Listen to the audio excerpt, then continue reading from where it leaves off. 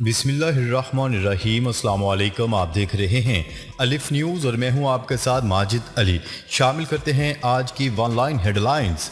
اسرائیل کا غزہ کی پٹی پر گزرگاہ کو بند کرنے کا فیصلہ۔ اسرائیل کا کہنا ہے کہ وہ آج غزہ کی پٹی کے ساتھ ساتھ سرحد پر اپنی واحد گزرگاہ کو مزدوروں کے لیے بند کر دے گا۔ فرانسیسی خبرساں ایجنسی AFP کی رپورٹ کے مطابق اسرائیل کا یہ بیان فلسطینی عسکریت پسندوں کی طرف سے یہودی ریاست پر 3 راکٹ فائر کرنے کے واقعے کے بعد سامنے آیا ہے۔ بھارتی وزیر اعظم نریندر مودی کا دورہ مقبوضہ کشمیر میں بھارتی وزیر اعظم نریندر مودی کے دورے کے موقع پر آج وادی میں مکمل ہڑتال ہوگی۔ کشمیر میڈیا سروس کی رپورٹ کے مطابق ہڑتال کی کال کل جماعتی حریت کانفرنس نے دی ہے۔ حریت کانفرنس نے جاری بیان میں کہا ہے کہ کشمیری مقبوضہ وادی پر بھارت کے غیر قانونی قبضے کو مسترد کرتے ہیں۔ بیان میں مزید کہا گیا ہے کہ مودی کے دورہ مقبوضہ کشمیر کے موقع پر بھارتی جرائم کے خلاف احتجاجی مظاہرے ہوں گے۔ مودی کے دورہ مقبوضہ کشمیر سے قبل وادی میں بڑی تعداد میں بھارتی فوجی تعینات۔ نقل و حرکت پر نظر رکھنے کے لیے CCTV کیمروں کا استعمال جاری ہے، جبکہ دوسری جانب اونچی عمارتوں پر ماہر نشانہ باز بھی تعینات کر دیے گئے ہیں۔ برطانوی وزیر اعظم سے حقیقت چھپانے کے لیے غریبوں کی جھونپڑیوں پر پردہ ڈال دیا گیا۔ بھارتی وزیر اعظم نریندر مودی اور بھارتیہ جنتا پارٹی کے دیگر رہنما گجرات ماڈل کے بڑے قصیدے پڑھتے رہتے ہیں، تاہم اس ماڈل کی ایک مرتبہ پھر اس وقت کلائی کھل گئی جب برطانوی وزیر اعظم بورس جانسن اپنے حالیہ دورہ بھارت کے دوران گجرات گئے۔ کشمیر میڈیا سروس کی رپورٹ کے مطابق بورس جانسن کو احمد آباد سے سابرمتی آشرم کے راستے میں لے جاتے ہوئے غریبوں کی جھونپڑیوں کو سفید کپڑے سے ڈھانپ دیا گیا۔ سفید کپڑا لگانے کے باوجود جھونپڑیوں کے رہائشی پردہ اٹھا کر کبھی کبھی سڑک پر آتے دیکھے گئے۔ سوال یہ پوچھا جا رہا ہے کہ اگر گجرات میں اتنی ہی زیادہ ترقی ہوئی ہے تو آخر جھونپڑیوں کو برطانوی وزیر اعظم سے چھپانے کے لیے پردہ کیوں لگانا پڑا؟ عمران خان نے سپریم کورٹ سے اوپن کیمرہ سماعت کا مطالبہ کر دیا۔ چیئرمین پاکستان تحریک انصاف عمران خان نے سپریم کورٹ سے اوپن کیمرہ سماعت کا مطالبہ کرتے ہوئے کہا ہے کہ قومی سلامتی کمیٹی نے تسلیم کیا کہ مراسلہ حقیقت ہے۔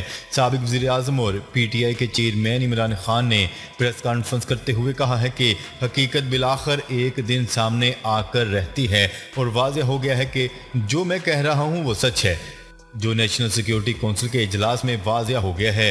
ہمیں مراسلہ موصول ہوا، میں نے کہا تھا کہ مراسلے میں پاکستان کو دھمکی دی گئی، لیکن کہا گیا کہ یہ سب جھوٹ ہے۔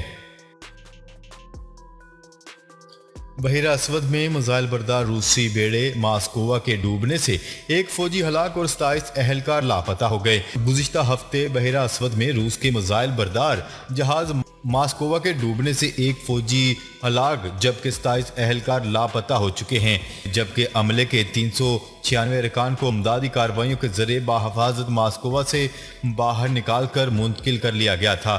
اس بات کا انکشاف گزشتہ روز روسی وزارت دفاع نے اپنے ایک جاری بیان میں کیا۔ شمالی عراق میں دہشت گردوں کے خاتمے تک فوجی آپریشن جاری رہے گا، ترک صدر رجب طیب ایردوان نے خبردار کر دیا۔ ترکی کے صدر رجب طیب ایردوان نے کہا ہے کہ شمالی عراق میں دہشت گردی کے مکمل خاتمے تک فوجی آپریشن جاری رہے گا۔ ترک نشریاتی ادارے کے مطابق ان خیالات کا اظہار انہوں نے استنبول میں صحافیوں سے بات چیت کرتے ہوئے کیا۔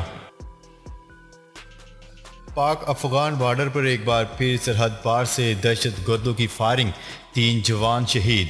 پاک افغان بارڈر پر ایک بار پھر سرحد پار سے دہشت گردوں کی فائرنگ کے نتیجے میں 3 جوان بہادری سے لڑتے ہوئے شہید ہو گئے۔ تفصیلات کے مطابق پاکستانی فوج کے تعلقات عامہ ISPR کی جانب سے بیان میں کہا گیا ہے کہ پاکستان افغان بارڈر پر سرحد پار سے دہشت گردوں نے فائرنگ کی۔ فائرنگ کا واقعہ شمالی وزیرستان دیوا گھر میں پیش آیا۔ ISPR نے بتایا ہے کہ دہشت گردوں کی جانب سے پاک فوج کے جوانوں کو نشانہ بنایا گیا، تاہم پاک فوج کے جوانوں نے دہشت گردوں کی فائرنگ پر بھرپور جوابی کارروائی کی، جس میں دہشت گردوں کو بھاری جانی نقصان پہنچنے کی مصدقہ اطلاعات ہیں۔ امریکی پابندیوں پر روس کا منہ توڑ جواب۔ روس نے امریکی نائب صدر کیملا ہیرس، فیس بک کے بانی مارک زکربرگ سمیت 29 اہم امریکی شخصیات کو بلیک لسٹ کر دیا۔ غیر ملکی میڈیا کی رپورٹ کے مطابق روسی وزارت خارجہ نے اعلان کیا ہے کہ روس نے 29 امریکی شہریوں کو بلیک لسٹ کر دیا ہے، جن میں امریکی نائب صدر کیملا ہیرس، فیس بک کے بانی سمیت اعلیٰ حکام، کاروباری شخصیات، ماہرین اور نامہ نگاروں کے ساتھ ساتھ اعلیٰ امریکی حکام کی بیویاں بھی شامل ہیں۔ ذرائع نے بتایا ہے کہ روس کی جانب سے یہ امریکی پابندیوں میں مسلسل توسیع کے جواب میں جو بائیڈن کی انتظامیہ نے روسی عہدیداروں، ان کے خاندان کے افراد کے ساتھ ساتھ تاجروں، سائنسدانوں اور فنکاروں پر عائد کی تھیں، جس کے رد عمل میں روس نے بھی یہ پابندیاں نافذ کی ہیں۔ ماریوپول کی صورتحال خوفناک ہے، یوکرینی وزیر اعظم نے خبردار کر دیا۔ یوکرینی وزیر اعظم کا کہنا ہے کہ یوکرین کے شہر ماریوپول کی صورتحال خوفناک ہے، وہاں یوکرینی فوجی روسی فوج سے لڑ رہے ہیں۔ ایک بیان میں یوکرینی وزیر اعظم کا کہنا تھا کہ پچھلی صدیوں میں یہ سب سے بڑی انسانی تباہی ہے۔ تمام ممالک کے سفیروں کو کیف واپس آنے کی دعوت دیتے ہیں۔ انہوں نے مزید کہا ہے کہ امریکہ جلد ہی یوکرین دارالحکومت میں اپنا سفارت خانہ دوبارہ کھول لے گا۔ خبرساز ایجنسی کی رپورٹ کے مطابق برطانیہ نے گزشتہ روز کیف میں اپنا سفارت خانہ اگلے ہفتے سے دوبارہ کھولنے کا اعلان کیا ہے، جبکہ دیگر یورپی ملک بھی کیف میں سفارت خانہ دوبارہ کھولنے کا اعلان کر چکے ہیں۔ ایران کا پہلا سپر کمپیوٹر سیمرغ خدمات کے لیے تیار۔ ایران نے پہلا سپر کمپیوٹر تیار کر لیا۔ سیمرغ کے پروجیکٹ مینیجر نے کہا ہے کہ سیمرغ سپر کمپیوٹر مصنوعی ذہانت کے میدان میں ایرانی ماہرین کی اہم ترین کامیابی ہے، جو عام کمپیوٹر کے مقابلے میں کئی ہزار گنا تیزی کے ساتھ ڈیٹا پروسیس کرنے کی توانائی رکھتا ہے۔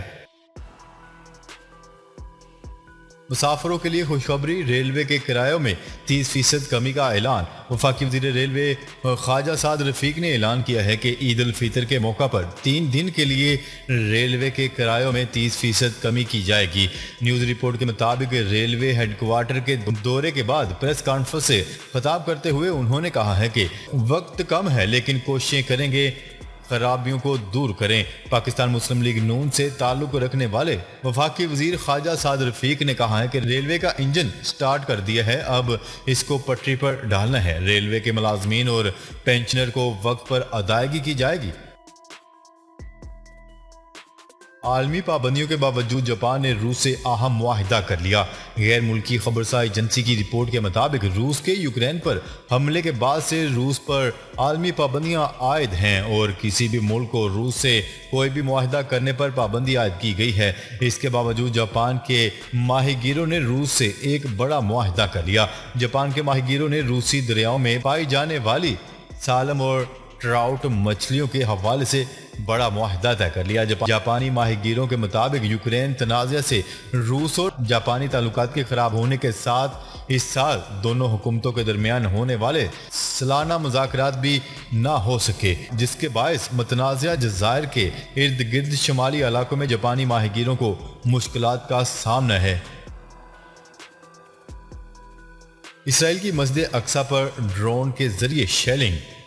غیر ملکی خبرساز ایجنسی کی رپورٹ کے مطابق اسرائیل نے مسجد اقصی میں آنے والے افراد کو منتشر کرنے کے لیے شیلنگ کی، جس کے نتیجے میں مسجد اقصی میں موجود افراد کی حالت خراب ہو گئی اور کئی افراد کی حالت تشویشناک ہونے پر انہیں ہسپتال منتقل کیا گیا۔ مسجد اقصی میں اسرائیلی فوجیوں کی دہشت گردی کا سلسلہ جاری ہے اور نماز کے دوران اسرائیلی فوجی مسجد اقصی میں داخل ہوئے اور نمازیوں پر لاٹھی چارج بھی کیا۔ اسرائیلی قابض فوجیوں کی جانب سے نہتے شہریوں پر ربڑ کی گولیاں بھی برسائی گئیں، جس کے باعث متعدد فلسطینی زخمی ہو گئے۔ پیٹرول مہنگا ہونے کا امکان، وزیر خزانہ نے خطرے کی گھنٹی بجا دی۔ پیٹرولیم مصنوعات پر سبسڈی برقرار رکھنا نئی حکومت کے لیے چیلنج بن گیا۔ آئی ایم ایف نے پیٹرول پر سبسڈی ختم کرنے کا کہہ دیا۔ وزیر خزانہ مفتاح اسماعیل کا کہنا ہے کہ آئی ایم ایف چاہتا ہے کہ فیول پرائس سبسڈی نہ دی جائے۔ متفق ہے کہ پاکستان ان سبسڈی کا مکمل نہیں ہو سکتا۔ ان کا کہنا تھا کہ سابق وزیر اعظم عمران خان نے بننے والی نئی حکومت کے خلاف چال چلی، نئی حکومت کو پھنسانے کے لیے پیٹرول کی قیمتیں بہت کم کر دی اور ملکی ذخائر کو بھی نقصان پہنچایا۔ ناظرین، اب تک کے لیے اتنا ہی۔ مزید خبریں لے کر بہت جلد آپ کی خدمت میں حاضر ہوں گے، تب تک کے لیے اپنا خیال رکھیے گا۔ اللہ نگہبان۔